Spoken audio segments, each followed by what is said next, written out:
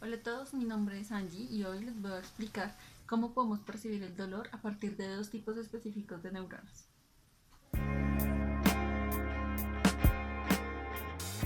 Pero antes de empezar, ¿qué te parece si intentas responder esa pregunta? ¿El cerebro experimentará dolor? Para entender algo tan complejo como lo es el cómo se procesa el dolor, primero necesitamos entender algunos conceptos básicos. Iniciaremos de forma global hasta llegar a lo más específico. El sistema nervioso es una red de tejidos compuesto principalmente por un conjunto de células que se interconectan, formando un tipo de circuito con la propiedad de conducir estímulos dentro del tejido nervioso desde y hacia el resto de tejidos, coordinando así múltiples funciones en el organismo.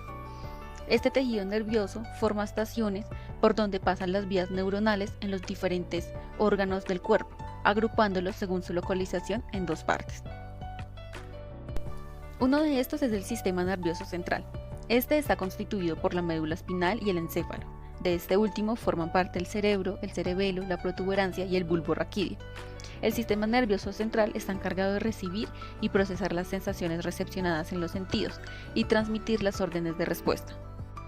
El otro es el sistema nervioso periférico.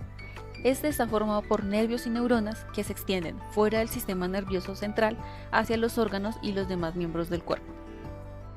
Las neuronas son células nerviosas fundamentales en la arquitectura nerviosa. Están compuestas por un cuerpo celular o soma e irradian prolongaciones cortas llamadas dendritas y una prolongación larga y única llamada axón. El tamaño y las formas de las neuronas y el número de sus ramificaciones es muy variable, produciendo una gran diversidad de células nerviosas y una gran variedad funcional. De hecho, se dice que existen más de 10.000 tipos de neuronas, cada una de ellas especializadas en una función concreta. Y en el cerebro hay aproximadamente 100.000 millones de neuronas, y tienes varios miles de millones más por todo tu organismo.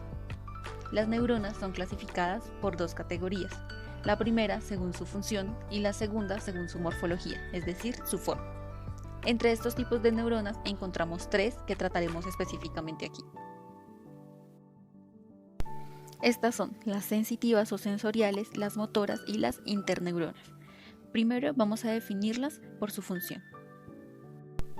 Las neuronas sensoriales son las encargadas de recibir directamente la información a través de los órganos de los sentidos, por ejemplo la piel. Es decir, llevan la información desde el sistema nervioso periférico hasta el sistema nervioso central, y a esto lo definiríamos como una aferencia, es decir, una entrada de información hacia el sistema nervioso. Las neuronas motoras son las que emiten una respuesta motora. Estas llevan la información desde el sistema nervioso central hacia el sistema nervioso periférico. A esto lo llamaremos eferencia, que es una salida de información. Las interneuronas son las que más abundan en nuestro sistema nervioso y se encuentran en el sistema nervioso central.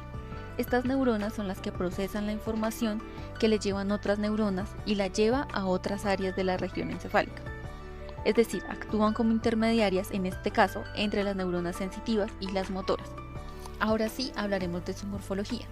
Las neuronas sensoriales son clasificadas como unipolares, principalmente su variación en forma de T. Se denominan así porque tienen una única prolongación saliendo de su soma, que luego se divide en dos. Por eso su nombre. Y en esta única prolongación tienen tanto las dendritas como el axón. Son, por ejemplo, las neuronas sensoriales del tacto y por consiguiente del dolor. Una de sus subdivisiones va hacia la piel y ahí encontramos las dendritas, que recibe la información del tacto. Y la otra subdivisión encontramos el axón, que transmite la información del tacto hacia el sistema nervioso central. Las neuronas motoras, por su parte, son neuronas multipolares. Poseen muchas dendritas y un solo axón mielinizado. Es de tipo Golgi 1, ya que tienen un axón extenso. Esto se debe a su función de transporte de información. Entendiendo esto, ahora sí vamos a resolver la pregunta: ¿cómo sentimos dolor? Bueno, según la Asociación Internacional para el Estudio del Dolor, este se define como una experiencia sensitiva y emocional desagradable asociada a una lesión. Entonces, imaginémonos que vas caminando feliz por tu casa y de pronto se te corre el mundo y te golpeas en el dedo meñique del pie. Tu primera reacción es apartar el pie y alzar la pierna para sobarte.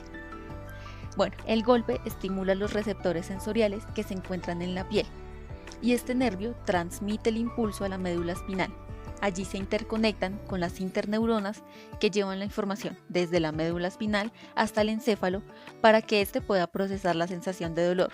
Nuevamente lo lleva a la médula y de allí las neuronas motoras devuelven el mensaje a los músculos de la pierna y del pie, que genera que se contraigan y eso hace que apartemos inmediatamente el pie. Las neuronas sensoriales y motoras hacen parte de algo llamado nervios raquídeos, que son aquellos que se prolongan desde la médula espinal y atraviesan los orificios vertebrales para distribuirse en las diferentes zonas del cuerpo. Es decir, que son las interneuronas las que llevan la información al encéfalo o al cerebro, no las neuronas ni sensoriales ni motoras.